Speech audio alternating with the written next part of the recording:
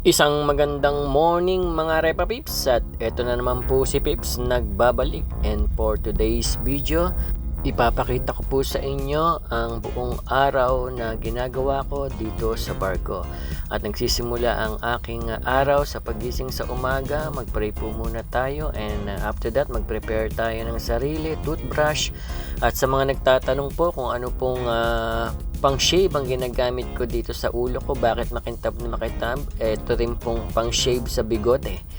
At pagkatapos niyan ay maliligo na po tayo. Napaka-importante pong maligo tayo sa umaga para fresh po ang pakiramdam natin.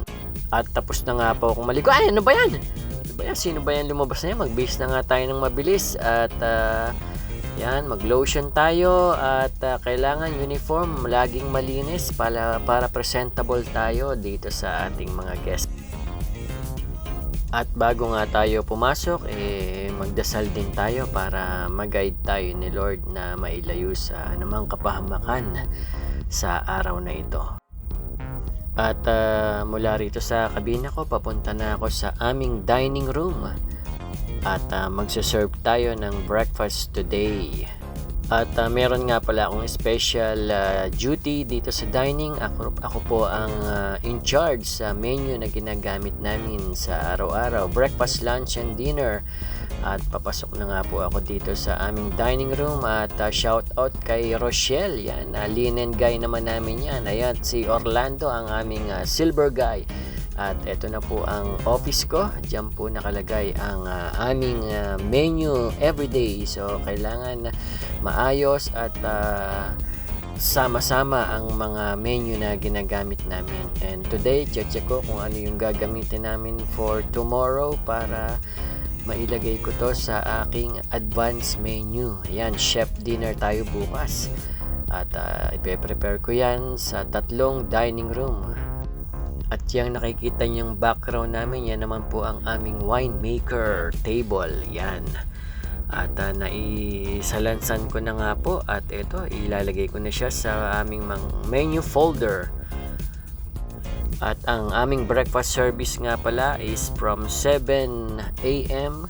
till 9 a.m. every day. At ngayong araw meron nga po pala kaming safety drill, crew drill. Yan po, every 2 weeks po ay nagpa-practice po kami at nag-exercise ng aming safety drill. At least twice a month po ang aming safety drill. At kailangan meron kang warm clothing na dala at syempre head covering. Dahil po pag tumalon ka sa dagat, kailangan marami kang suporta sa iyong katawan. At shout out kay Jigar.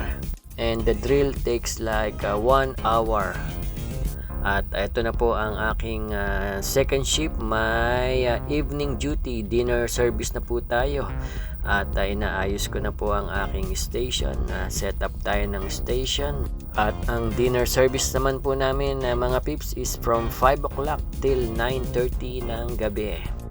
At kailangan lagay tayo ng mga mise en place, salt and pepper, glasses. Kailangan malinis ang mga baso natin mga pips. Ayan, tapos ko nang ma-set up yung station ko. At ngayon ay nandito kami sa Juneau, Alaska. At mamaya pang gabi ang aming alis. At start na po ang service. Pakatagal nitong si Taba dumating. Kumakain pala. Kaya naman pala, Diyos ko. At eto na, dumating na si Taba. Nakatawa pa talaga.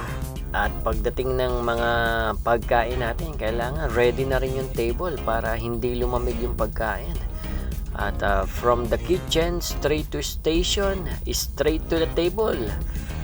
May photo bomber pa ako, si Taba.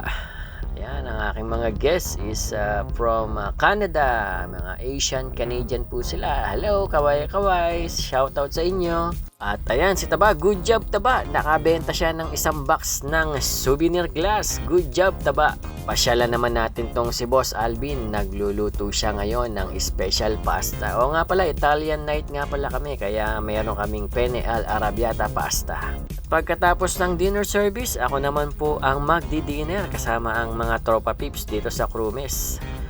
Shoutout sa inyo mga tropa pips. Kaway-kaway lang sa inyo. At from the dining room, bababa na po ako ng kabina. At time nang magpahinga at mag-relax after a long hours of duty. At salamat at natapos natin ang araw natin ng maayos, ligtas sa kapahamakan. Thank you Lord, thank you Lord. Until my next vlog mga tropa peeps. Kaway-kaway sa inyo. At sa naglilinis ng aming alleyway araw-araw, shoutout sa inyo. Talaga namang napakalinis ng aming alleyway. Walang kalat. At ang lagi kong sinasabi sa inyo, okay kayo! Thank you for watching. Till my next vlog mga tropa peeps. Ciao for now. Bye-bye!